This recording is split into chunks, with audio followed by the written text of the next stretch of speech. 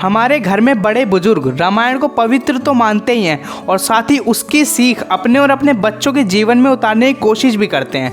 रामायण में भगवान श्री राम के वनवास की कहानी से हम बहुत कुछ सीख सकते हैं, जैसे बुराई पर अच्छाई की जीत। रामायण की सबसे बड़ी सीख है कि बुराई पर हमेशा सच्चाई की जीत ही होती है।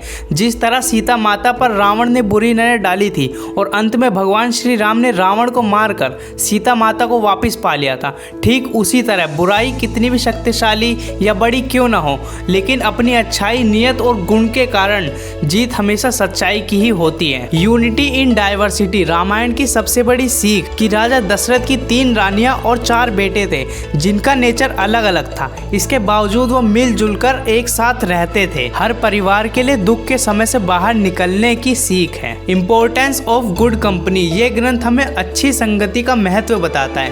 कैकेयी राम को अपने पुत्र से ज्यादा चाहती थी, लेकिन दासी मंथरा की बुरी सोच और गलत बातों में आकर वो राम के लिए 14 साल का वनवास मांग लेती है। इससे हमें सीख मिलती है कि हमें अच्छी संगति में रहना चाहिए ताकि नेगेटिविटी हम पर हावी ना हो। माफ करना बदला लेने से अच्छा चरित्र है। रावण एक ज्ञानी पुरुष था, लेकिन माता सीता का अपहरण करना उसके अंत का कारण बना। इससे पता चलता है कि हम दूसरे को नुकसान पहुंचाने के चक्कर में बदले की आग में अपने आप को ही जला बैठते हैं। अपनी बहन शूरपणखा की लक्ष्मण द्वारा बेइज्जती करने पर रावण उसके भाई को सबक सिखाने की सोचता है और क्रोध, विश्वासघात, प्रतिशोध के खुद के जाल में खुद ही उलझ जाता है। इसलिए हमें बदले अहम क्रोध की बजाय माफ करने का स्वभाव अपनाना चाहिए। भगवान में विश्वास की शक्ति। राम, लक्ष्मण और वानर सेना के द्वारा भारत और श्रीलंका के बीच तैयार किया गया पुल चमत्कार की निशानी है। जिस तरह भगवान का नाम लिखने से ही पत्थर तैरने लगे,